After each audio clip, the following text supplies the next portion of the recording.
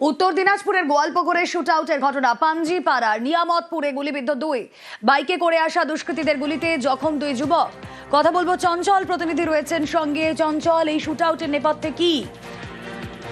তবে এখনো পর্যন্ত কিন্তু শুটাউটের কি কারণে হয়েছে তা কিন্তু এখনো পর্যন্ত স্পষ্ট জানা যায়নি। তবে এই ঘটনায় 2 যুবক জখম হয়েছে, তাদেরকে ইসলামপুর মহকুমা হাসপাতালে নিয়ে আসা হয়েছে চিকিৎসার জন্য। তবে গোয়ালপুকুর থানা যে পাঞ্জিপাড়া নিয়ামতপুর এলাকায়, সেখানে এই শুটাউটের ঘটনা ঘটে।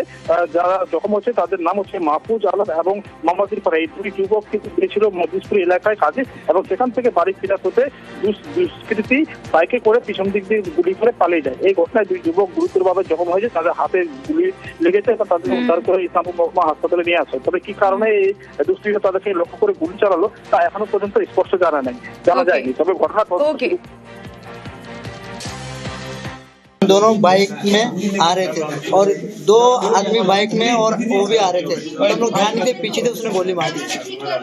किसी से कोई दुश्मनी है? मुझे किसी से कोई दुश्मनी कुछ भी नहीं है। तो अचानक आए गोली? अचानक फायर किया। मैं तो बाहर मतलब अजमेर रहता हूँ, मैं यहाँ रहता नहीं हूँ। ক্রিকেট খেলা নিয়ে ঝামেলা থেকে গুলি। মালদার কালিয়াচকে বাড়িতে ডেকে তৃণমূল সমর্থককে গুলি করার অভিযোগ। মারধরে জখম গুলিবিদ্ধ তৃণমূল সমর্থকের ছেলে ও 2 ভাইপো। তৃণমূলেরই কর্মী, তার ছেলে এবং এক ঘনিষ্ঠের বিরুদ্ধে অভিযোগ। সকলেই পলাতক।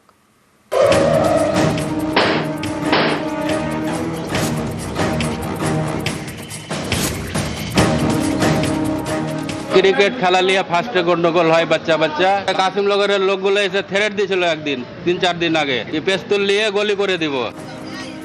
ফের মালদায় গুলি, এবার কালিয়াচকে তৃণমূল সমর্থক জামাল উদ্দিন শেখকে বাড়িতে ডেকে গুলি করার অভিযোগ।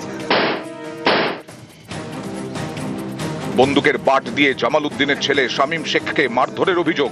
মারধরে যখন তৃণমূল সমর্থকের 2 ভাইপো। পিস্তল নিয়ে সব দৌড়াদৌড়ি করতে লেগেছে। বাস আমরা ভয়, আমাদের হাতে তো কিছু নাই। তারপরে কিডন্যাপের মতন কিন্তু বের করে নিয়ে আসলো কিনা। আমাকে প্রথমে পিস্তলের বাড়ি মারলে নাকসিরাতে দিয়ে, তারপরে আমার কাকাকে গুলি কইরা পালিয়ে গেল। অভিযোগ, তৃণমূল কর্মী বাবর আলী, তার ছেলে হেদায়েত এবং বাবরের ঘনিষ্ঠ সমীর শেখ গুলি চালায়। বাধা দিতে গেলে মারধর করা হয়। ক্রিকেট খেলা নিয়ে ফার্স্টে গন্ডগোল হয় বাচ্চা কাসিম লগরের লোকগুলো এসে থ্রেট দিয়েছিল একদিন 3-4 দিন আগে, পেস্তুল নিয়ে গুলি করে দিব। আবার জল নিয়ে ডেকেছে বাবরের ছেলে, ওখানে বাবরের বাড়িতে গুলি মেরেছে ঘরে ভরে। ক্রিকেট খেলা নিয়ে সম্প্রতি দুপক্ষের ঝামেলা হয়। এ নিয়ে সোমবার সালিশি সভা বসে, সেখানেও গোলমাল হয়। তারপর বাড়িতে ডেকে গুলি করার অভিযোগ।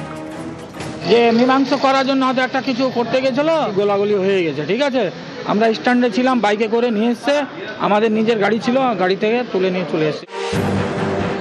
জামাল উদ্দিন শেখের জলের ব্যবসা। অভিযোগ, জল নেওয়ার কথা বলে মঙ্গলবার সকালে তাঁকে বাড়িতে ডাকেন বাবর আলী। জামাল উদ্দিন পৌঁছলে তাকে লক্ষ্য করে গুলি করে। খবর পেয়ে জামাল উদ্দিনের ছেলে ও তার 2 ভাইপো গেলে তাদের মারধর করা হয় বলে অভিযোগ। একটা অল্টারকেশন হয়েছিল, এটা আমরা পেয়েছি। কি নিয়ে, কিভাবে, কেন, আগে প্রিভিয়াস কাজ ছিল কিনা, সেগুলো সব আমরা খতিয়ে দেখছি। যে বা যারা এই ঘটনা ঘটিয়েছে, এই ঘটনার পেছনে যারা আছে বা যারা এই ঘটনা ঘটিয়েছে, তাদের স্ট্রং অ্যাকশন। মালদা থেকে ক্যামেরায় লিপেশ লালার সঙ্গে সেবক দেব শর্মা, নিউজ 18 বাংলা। ফাঁসি দেওয়ার রাষ্ট্রায়ত্ত ব্যাংকে গুলি চলল। নিরাপত্তা রক্ষীর আগ্নেয়াস্ত্র থেকে 6টা গুলি। আহত 1 কিশোরী এবং 4 গ্রাহক। ব্যাংক কর্তৃপক্ষের দাবি দুর্ঘটনাবশত গুলি চলেছে, কিন্তু অনেকেরই প্রশ্ন, এরকম দুর্ঘটনা যাতে না ঘটে তা নিশ্চিত করতে কেন যথেষ্ট সতর্ক ছিলেন না নিরাপত্তা রক্ষী? মঙ্গলবার তখন 12:30টা। শিলিগুড়ি মহকুমার ফাঁসি দেওয়ার এই রাষ্ট্রায়ত্ত ব্যাংকে তখন তুমুল ব্যস্ততা, গ্রাহকদের ভিড়। সেই সময় ব্যাংকের ভিতর গুলি, নিরাপত্তা রক্ষীর আগ্নেয়াস্ত্র থেকে 6টা গুলি। আহত হন 4 গ্রাহক, 1 কিশোরী, প্রত্যেকেরই পায়ে গুলি লাগে। হঠাৎ করে আমাকে ফোন করলো, দাদা বলছি কি এরকম ঘটনা হয়েছে, ব্যাংকে গিয়েছিল টাকা তুলতে, আর ব্যাংকে কি ফায়ারিং হয়েছে না কি হয়েছে বলে। আমরা ওইভাবে শুনে আমরা বলতে ডাকাতি হয়েছে নাকি ওইভাবে ফায়ারিং হয়েছে, আর কীভাবে ফায়ারিংটা হলো সেটা আমরা জানতে চাই। শিলিগুড়ি থেকে কলকাতা যাওয়ার জাতীয় সড়কের পাশে রাষ্ট্রায়ত্ত ব্যাংকের বিধাননগর শাখা। এই ব্যাংকের ভেতরেই মঙ্গলবার গুলি চলে। ব্যাংকের ভিতরে দাঁড়িয়েছিলেন নিরাপত্তারক্ষী মানিক রায়। তার দাবি, কাঁধ থেকে আগ্নেয়াস্ত্রটি পড়ে যায়, তাতেই 1 রাউন্ড গুলি চলে। আমরা প্রাথমিকভাবে যেটা জানতে পারছি ওটা অ্যাক্সিডেন্টাল এখন অবধি যেটা আমরা জানতে পারছি আর কি। বাদবাকি ইনভেস্টিগেশন করছি, আমরা খতিয়ে দেখছি। না, আটক বলা যায় না, জিজ্ঞাসাবাদ করছি আমরা। এখানে ওসি যিনি ছিলেন উনি খবর পেয়ে সঙ্গে সঙ্গে চলে গিয়ে ওনাদের শিফট করে 5 জনকে। ব্যাংক কর্তৃপক্ষের দাবি নিরাপত্তারক্ষী প্রাক্তন সেনাকর্মী, দুর্ঘটনাবশত গুলি চলেছে। কিন্তু অনেকেরই প্রশ্ন, এরকম দুর্ঘটনা ঘটলো কেন? দুর্ঘটনাবশত যাতে গুলি না চলে তা কেন নিশ্চিত করা হয়নি?